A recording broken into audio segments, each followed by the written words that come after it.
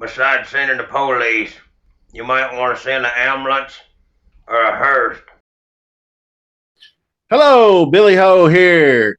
This is the DraftKings Strategy and Picks Show for the 2023 AT&T Pebble Beach Pro-Am. Welcome to Billy Ho Sports. I'll ask five things, and here they are. Number one, hit the subscribe button. Number two, smash that like.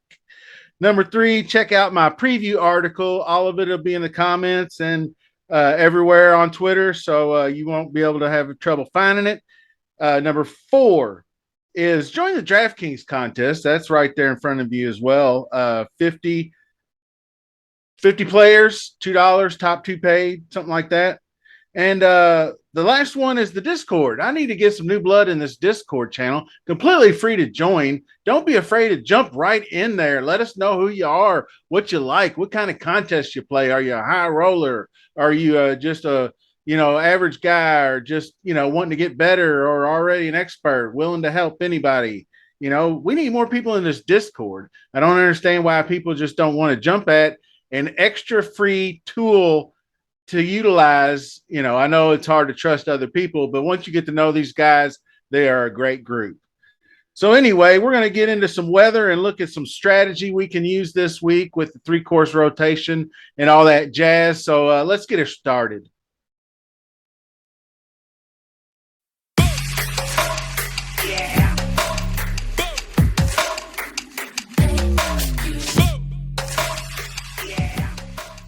Of it as well, but only caring about Thursday, Friday weather, so they can stack their tee times and check for the weather advantages, so they can make the cuts and do all that stuff. But you really got to check the weather for the entire weekend, especially when we get three rounds. So here it is. It looks like we're going to have PM showers, and it's starting to move forward, because I had PM showers Friday night, but it looks like it's moving well into early Friday, so it's going backwards. And you can see by the wind, it was actually going to be a little windier on Friday. So Saturday, it's dipping down. PM showers Saturday night. So we need to keep a close eye on that. And what I was thinking about doing was trying to squeeze around whichever the worst wind was, and get guys on Pebble for that, because I think Pebble Beach is where you want to be in the calmest conditions. Spyglass is the one you probably would take in the worst, because that goes into the forest, and it's a little bit more tree lined and protected, less coastal. And then, of course, the next one down would be the Monterey Peninsula. So always possible, you can see the rain, and always possibility for wind conditions. It always shifts. So basically, what we're going to get into is some strategy and a few players. I'll add to the picks that I had the other day. Just some guys that you keep mindful of. And these are the articles of Billy Ho. So check it out. It's completely free, and I've added a few things to it. So what we're going to get into strategy is that, this is a celebrity driven pro-am, different from the other one. 156 players. We're looking at 7-hour rounds, so it's harder to nail down for me. So also you have the three courses and the weather we just talked about to add to even more volatility. So this particular tourney, I'm going to employ a bigger course history angle.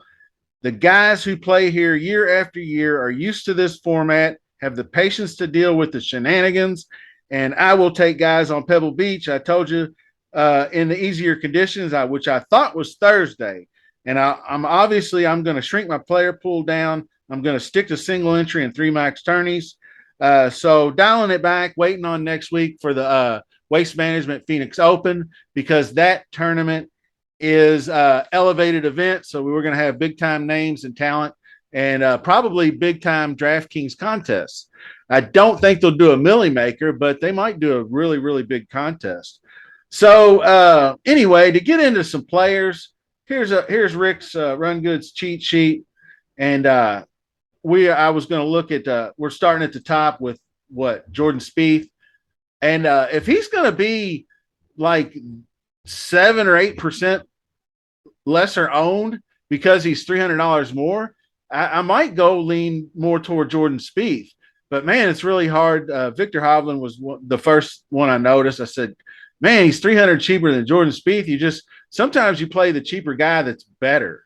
I mean, Rick's got him 15 points higher. And then Matty Fitz at 10-1. Both of those guys, I fell into it. The two of the most popular guys on the slate so far up top. Then you got Mav down here at 26%. It's going to be hard to fade him, but I'm going to have to see because you got Hoagie and Power. I think they have just as much upside. Maybe not so much Putnam. It's close, but Power and Hoagie I really like a lot this week. So I don't mind paying up for them. And but we all know who these guys are up top. I don't know if I could go Joe Damon. He's looking starting to get a little bit of steam picked up. Mitchell as well. He plays these small, shorter courses pretty good, so it's going to be hard to gauge what I want to do with him. Then you get down in here to Pendrith and Dietrich, Ben Griffin, and we'll get into the model in here. I ran a model on Rick's site, weighing heavily approach and just like weighted strokes approach, last 12 approach, last 24 approach, and weighed out like 175 to 100 and then 100 to 125, super heavy in all those categories. So let's take a look at that model real quick. And Ben Griffin ranks number one in this model for the last 36 rounds. And then I have some mixed. I see I got the weighted strokes, and then I got mixed strokes. Last 12 off the tee, last 24 approach. Scoring, I got a little bit of fantasy points gained, birdie or better. I'm weighting pretty heavily. Implied win percentage is weighted as well. So that's interesting. And then I just did a little bit of greens and regulation. And then I did about 15% split between those two buckets that everybody's on. 75 to 150 is really what they're looking at. But that's where we're landing. And so you can see Ben Griffin up top. That's interesting. Will Gordon still ranking out from that great fall he had. I don't know if I'm going to go back to Will Gordon. The driver is one of his main weapons, so that's kind of taken away here. But you got Hoagie, obviously, Rose playing good golf, Kevin Yu playing good golf, Carl Ewan, EVR popping in here, Robbie Shelton, some interesting people. Webb Simpson just pops in models and then he has no results. So I don't know how that happens, but I got my man Nick Hardy, Thomas Dietrich. I mean, a lot of these guys are landing in my article. Russell Knox in the top 20. That I wanted to talk about this 7,000 range because I don't know in the eights. Ben Griffin's my dude. Detry up top, maybe some of him. And the lower eights, I'm not so sure about, but I am going to have some Nick Taylor. Nick Taylor falls into this bucket. Actually, as I lead into the sevens, is the distance challenged, if you want to call him that. But any guy you see under 300 carry that might not be in any green, and especially in some red, like Brendan Todd, 283, but he's really accurate. Nick Taylor, not as accurate, but he's got great course history here, and he's really good around the green, and he can get hot with the irons when he needs to. I like Nick Taylor. Scott Stallings is a great iron player too. He's kind of fallen off a little bit there. But the other guys I wanted to look at were down here a little bit more in the bucket of the short knockers, I guess if you want to call them that. Ben Taylor's not one of them, but I do say play all the Bens. Ben Martin I already talked about. Ben Taylor, 7,200, looking good. Ben Silverman is 6,800. He is a guy that's not long off the tee either. So keep an eye on him. As we get down further to the Lantos of the world, I already have Lanto in a lineup or two. So S.H. Kim is kind of intriguing. He's never played here before, so I don't know how he will handle the format. But he did play. Well, he did make the cut at Amex. So I don't know if that, we'll see if that's any kind of telltale. But Kitayama, the driver's negated here. Around the greens, all right. So he might be able to work his way, maybe clubbing down or something. But Russell Knox is a big play of mine. He's the one of the distance challenged guys that's not required here. But I talked about him in the other video the other day.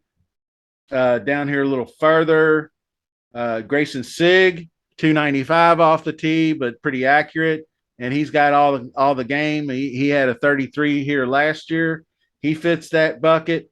My man Nate Lashley, 293. He fits that bucket. 70% greens in regulation. Kevin Hughes hits a lot of greens, but he's longer. Scott Piercy, 293 and playing pretty well, actually. He's got good back course history. He was god awful. I think the entire year last year he wasn't really any good, but he's got like a fourth place, 1625. But he's got back-to-back made cuts in the 41 and 31 in Amex and Farmers respectively. So that's encouraging for him. So I might have to look into some Scott Piercy. Troy Merritt, I believe I discussed him the other day, but he's distance challenged as well, 292. So that's his course history is pretty good. One of the guys I wanted to talk about down here, I want to say it was, Ben Martin, 6,700. He's not long off the tee, but he can spike with the irons, and he's got a pretty good green and regulation percentage. T21 at RSM, T32 at Sony. So we know Sea Island has two 7,000 yard courses that they play on, and Wiley's 7,000. So what is the narrative of the three courses we're playing? They're all right about 7,000 yards. So shorter courses, 289 off the tee. Maybe Ben Silverman, or not Ben Silverman, but the other Ben, Ben Martin, 293 off the tee, hits almost 72% of his greens in regulation. So I think he's going to bounce back from those two missed cuts just fine. And so I did mention Ben Silverman at 68. So he's showing up at plays. But down here, looking at some bombs, we're going to finish it out here right quick. Chris Stroud, 6,500, I think is where I want to start right here. It's Brian Gay, course history. He did miss the cut here last year, but he's a guy that's short off the tee. He hits a lot of he hits it's a hot streak here or there, good with the irons. Sometimes he struggles with the putter. These are guys that I'm definitely not really looking to play. These are just guys that kind of fit this mold to where they can compete on shorter courses and you're getting a good price on them. And they don't play as many events as the other guys. Brian Gay's got full status, though, because he's got to win. But a guy like Chris Stroud, who is known for some around the green and some putting action, he's been kind of even across the board here. And he's a little bit better distance, but he's good. He's in the green and regulations. And he's got 49th last year. And he's got some back class with a T10. Another guy, and this is this is like my TI play of the week, where I like my beats down low and my picks down low and my top laid back. It's Marcel Siem. I don't know if you'll hear a lot about him, but we haven't seen him all year on the PGA Tour. But he had a really, really good December on the DP Tour with some top fives and top 20s. He's a really, really good ball striker. He's good on approach.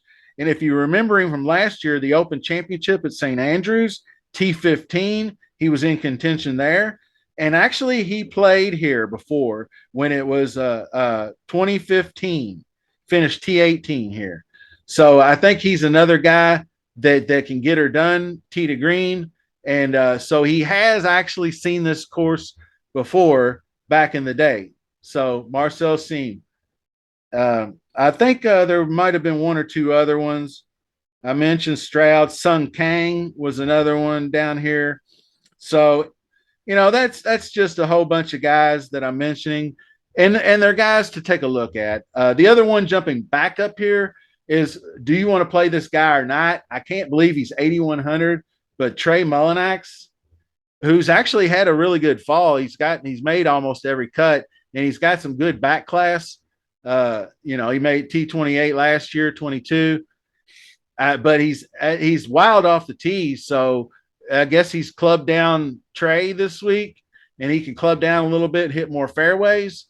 He's really, really good on approach. He can dial in those wedges. So maybe that's why he's popping in people's models. But 8,100, man, I mean, he would have to be really low owned for me to pull the trigger on 8,100.